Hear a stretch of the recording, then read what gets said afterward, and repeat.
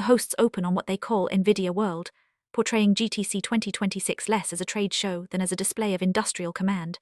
Peter Diamandis highlights the scale: 30,000 attendees, 2,000 speakers, 1,000 sessions, and a keynote so large it had to be held at San Jose's SAP Center. To him, the event shows what it looks like when the world comes to you. The biggest headline is Jensen Huang's claim that Nvidia sees at least $1 trillion by 2027, which Peter stresses means revenue, not valuation. Dave Blundin quickly refines that point, arguing it is better understood as an enormous bookings pipeline recognized over time rather than clean single-year revenue. In his view, Nvidia's real limit is not customer demand, but manufacturing capacity. He notes that the company has already secured roughly 70% of TSMC's 3nm output, making the semiconductor supply chain, not the market, the true bottleneck. Dave estimates Nvidia could reach around $350 billion this calendar year, and then keep growing only as fast as TSMC capacity expands. What most impresses the panel is Nvidia's breadth. Peter says Jensen aims to own the infrastructure for physical AI, spanning robots, cars, and even data centers in orbit. Salem describes the strategy as building a platform ecosystem and letting everyone else innovate at the edges, comparing it to Microsoft or Google in their formative years, but on a far larger scale. That becomes the section's core idea.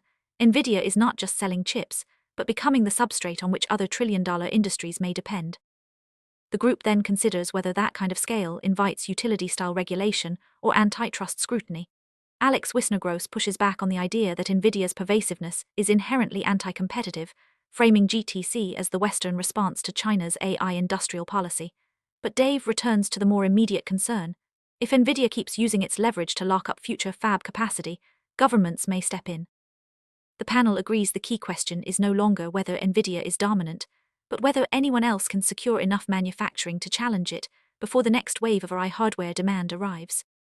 The conversation shifts from Nvidia's hardware dominance to the software development most exciting the panel, OpenClaw. Jensen Huang has called it the most popular open-source project in history, and Peter points to a graph showing an almost vertical adoption curve that eclipses past landmarks like Linux and Facebook. For the hosts, it exemplifies the new speed of AI adoption. Even the rapid uptake of ChatGPT now looks slow compared with the spread of agentic AI tools. Alex argues this acceleration is logical because each wave of AI builds on the last. ChatGPT opened broad conversational access to large language models, while OpenClaw sits higher in the stack, as a persistent agent architecture layered on top of reasoning models and existing LLMs.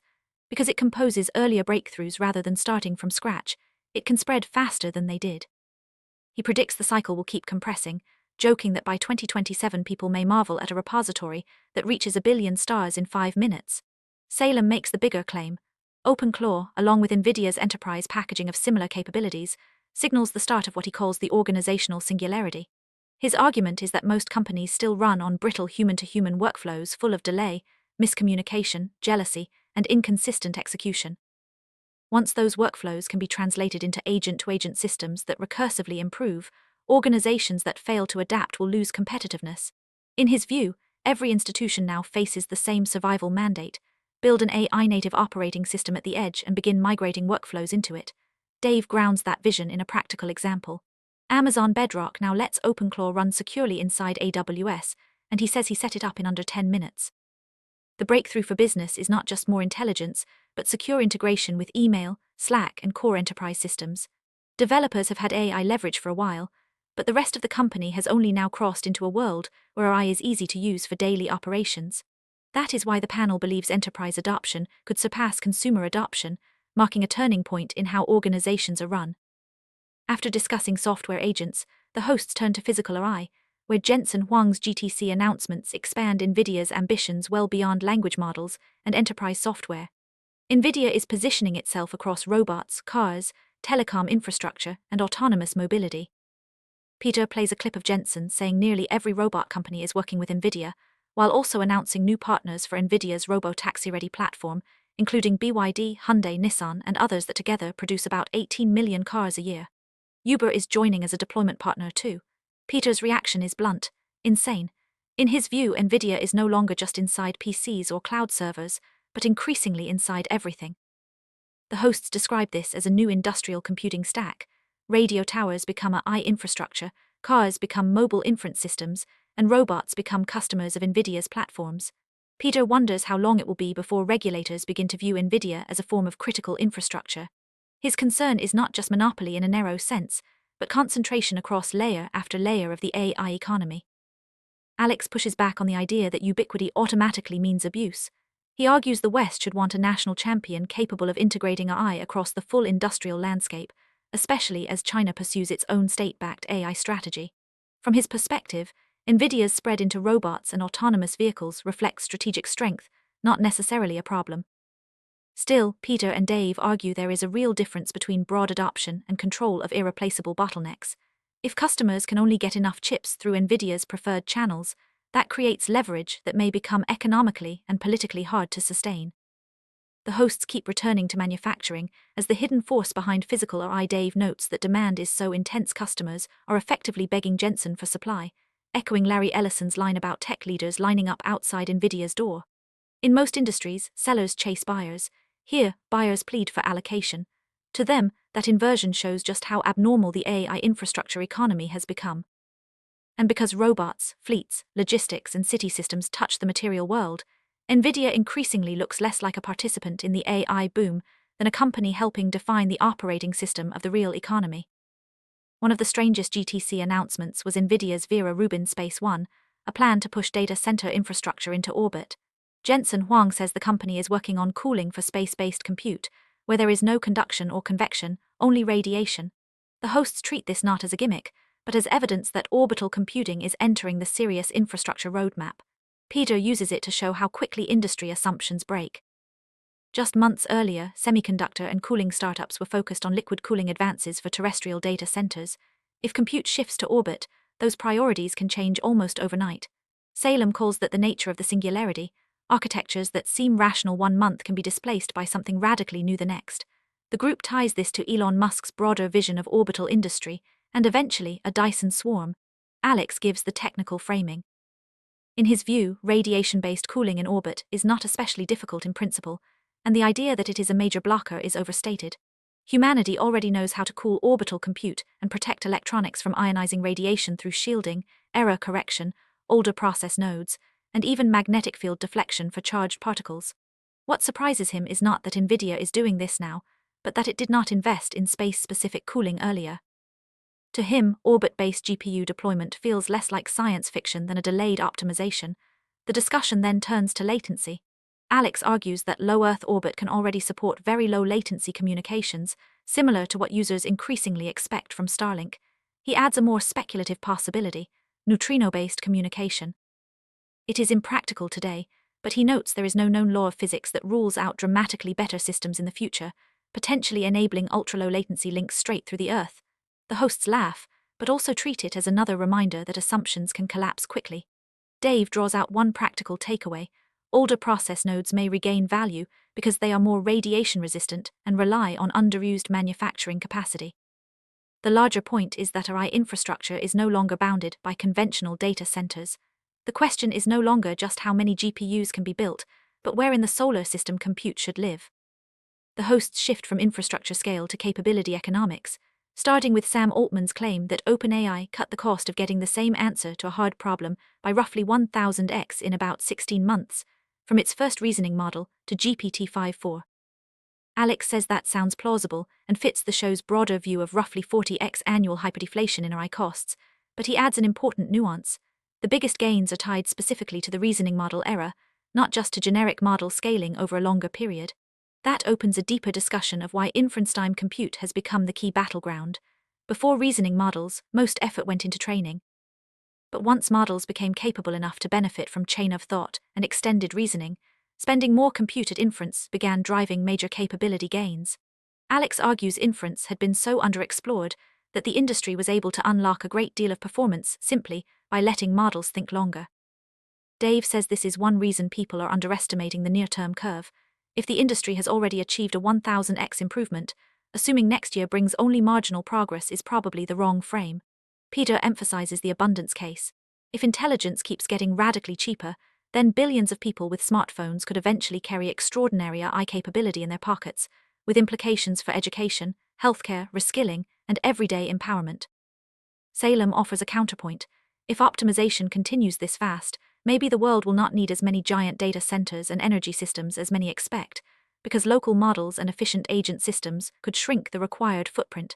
Dave pushes back that if society can effectively hire 1 billion employees with IQs of 180, it will discover endless new uses for them. The conversation then turns to architecture.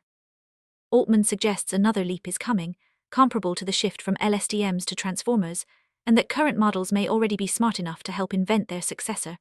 Alex agrees, but rejects the idea that the answer must be a return to recurrent models. He suspects the next breakthrough will come from somewhere unexpected, perhaps systems where transformers dynamically write or refactor other models' weights. Dave adds that if such an architecture does not fit Nvidia's GPU stack, the opening may belong to custom silicon. The hosts frame that as not a distant possibility, but the next great opening in AI. The Frontier Lab rivalry comes into focus when the hosts discuss a chart showing first-time enterprise customer share swinging dramatically toward Anthropic. In just 3 months, Anthropic reportedly rose from 40% to 73%, while OpenAI fell from 60% to 26%. Peter calls the shift insane, and the panel treats it as one of the clearest signs that enterprise AI buying behavior is separating from consumer excitement. Dave frames the moment as a leadership contrast. He describes Sam Altman as a master dealmaker, constantly working massive financing and infrastructure arrangements, while portraying Anthropic's Dario Amodei as a deeply technical researcher supported by a commercially savvy partner. To Dave, this could mark a change in the model of the successful AI founder. If Anthropic keeps winning, Dario may redefine the archetype much as Mark Zuckerberg once reshaped expectations for internet CEOs. Strategically, the hosts argue that OpenAI bet earlier on consumers as a major source of reasoning demand, while Anthropic, with fewer resources, was pushed toward enterprise focus. Alex says that constraint created discipline that now looks like an advantage. Enterprise customers care most about reliability, trust, and product fit, and they have a much stronger appetite for reasoning tokens because the stakes are higher. As Peter puts it, advanced reasoning may be nice for a consumer paying $20 a month, but for a company it can be existential. That urgency helps explain Anthropic's revenue and share gains. Still, no one declares OpenAI finished. Alex praises GPT-5.4 Pro as a very strong model and says products like Codex are growing quickly. He argues OpenAI has been jolted back toward its core after stretching across chips, devices, proprietary data centers, and broad consumer ambitions. Dave adds that all major frontier labs may still become multi-trillion-dollar companies, so Anthropic's lead should not be read as a zero-sum knockout. The hosts also note Meta's delayed model roadmap and reports that it is leaning on Google in the meantime, another sign of strange alliances under intense AI pressure. The broader startup lesson, Peter says, is that many companies fail from indigestion, not starvation. Focus can be a superpower, and in this phase Anthropic seems to have used it better. The conversation shifts from who is winning the AI market to what kind of intelligence humanity is actually building. Peter cites a post arguing that at the highest levels, intelligence may start to look like wisdom, and that superintelligence may resemble a compassionate goddess rather than a paperclip maximizer. Mark Andreessen's approving response is offered as a sign that this idea is gaining ground in Silicon Valley. Peter defines wisdom in practical, probabilistic terms. People traditionally turn to elders for wisdom because they have encountered many versions of the same dilemma and can judge which path is most likely to work. By that logic, AI could become wise not through mysticism, but through vast simulated experience, running billions of scenarios, observing patterns, and identifying the choices that lead to abundance instead of failure. The hosts find that possibility genuinely hopeful. Alex adds a philosophical note, pointing to a subtle cultural shift from talking about AGI boomers to AGI bloomers. For him, bloom suggests maturation, beauty, and fulfillment rather than mere explosive growth. He also argues that the compassionate superintelligence idea pushes back on the orthogonality thesis, which says intelligence and goals are largely independent. If increasing intelligence tends to produce greater compassion, then capability and benevolence may not be as cleanly separable as many alignment thinkers assume. Salem is also optimistic. He suggests that wisdom could be encoded by training models on Plato, Aristotle, the Buddha, Laozi, and other foundational thinkers, effectively distilling humanity's moral and philosophical inheritance. He sees no reason wisdom cannot be transferred into machine intelligence. If that works, AI would become more than a productivity tool, it would amount to a civilizational upgrade. Still, the optimism is tempered. The hosts know alignment is a design problem, not an automatic outcome, yet they keep returning to the idea that AI's greatest value may not be superior calculation, but help with humanity's chronic failures of judgment. Beneath the jokes about consumer apps and one-person companies lies a serious claim. In a world of abundant intelligence, the scarcest and most valuable qualities may be judgment, restraint, and compassion. The episode's biggest manufacturing moonshot belongs to Elon Musk. The hosts discuss reports that he is pursuing a terafab that could begin at 100,000 wafers per month and eventually scale toward 1 million wafer starts monthly. Peter underscores how enormous that would be. If achieved, it would approach roughly 70% of TSMC's annual global output. Dave notes that this is not a count of finished chips but wafer starts, yet even on that basis it represents an industrial scale few companies would seriously contemplate. The hosts see the move as quintessential Musk. Peter argues that Musk hates dependence and relentlessly pushes toward vertical integration. A fab of this kind could support Tesla's AI chips, Cybercab, Optimus, and perhaps broader AI ambitions connected to XAI and SpaceX. Dave adds that one bottleneck must be especially frustrating to Musk. ASML, the Dutch company that makes the massive lithography systems advanced fabs require. ASML produces only hundreds of these machines annually, and for someone planning on a 10-year exponential curve, that pace is painfully slow. Alex highlights the geopolitical stakes. If Musk can build major semiconductor capacity inside the United States, it would meaningfully reduce exposure to a potential Chinese invasion of Taiwan and to the current concentration of advanced chipmaking there. In that framing, terafab is not merely a corporate initiative but a possible national security shift. Peter then focuses on the execution problem. How does Musk recruit top talent, assemble the right team, and maintain focus across so many fronts? Dave says Musk has a recognizable playbook. He keeps plans relatively quiet at first, then unveils them as world-changing missions once they are ready. That sheer scale attracts elite talent. He also argues that Musk depends on visionary integrator pairings. Musk supplies the uncompromising long-range vision, while operational lieutenants turn that vision into execution across his companies. The hosts note that Musk also rarely starts from zero. Just as Tesla's early Roadster built on an existing Lotus chassis before being radically re-engineered, terafab would likely draw on Samsung, Intel, and broader foundry know-how.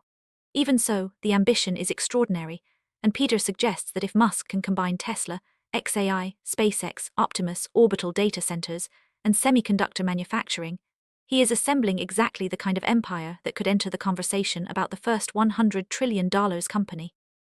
The episode's final stretch expands from software into science and the physical economy, using a series of examples to argue that AI is becoming an engine of industrial transformation. Alex points to Physical Superintelligence, a company he helped found, which launched an open-source AI physics agent called Get Physics Done, or GPD.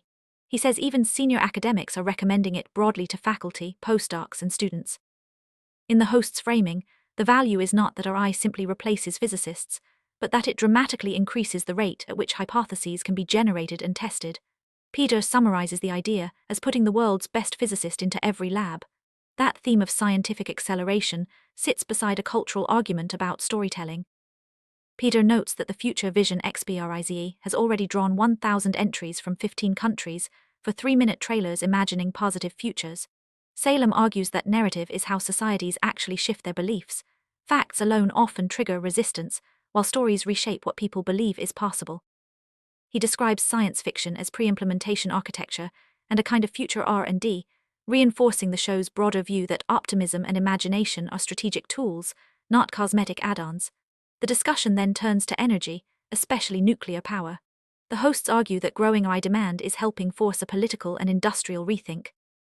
Peter cites a Morgan Stanley estimate that data center power shortfalls could range from 13 to 404 gigawatts through 2028. He points to Illinois lifting nuclear bans, Meta securing 6.6 gigawatts of clean power for 2035 while partnering with TerraPower, Japan restarting the world's largest nuclear plant, and Samsung exploring floating small modular reactors. Their conclusion is that AI has created the urgency climate politics alone could not. Governments and companies now need nuclear because they need compute. Robotics completes the picture. The hosts discuss efforts to automate food production, mining, and logistics, and Alex highlights the launch of America's first professional robotics sports league, ProRL, as both spectacle and a way to normalize robots in public life. Together, these examples support their larger thesis. AI is no longer just a software story, but a sweeping reindustrialization driven by cheap intelligence. The episode closes on AI's economic and social consequences. Peter plays an Elon Musk clip, predicting that AI and robots could create such an abundance of goods and services that humans may struggle to find things to do. In that world, the economy could grow 1000x and many human wants could be saturated. That sets up a discussion of UHI, universal high income, which Salem distinguishes from UBI. UBI is a floor, UHI means participating in the upside. He says societies will need both protection and shared prosperity. The hosts argue this transition is already underway because traditional career ladders are breaking.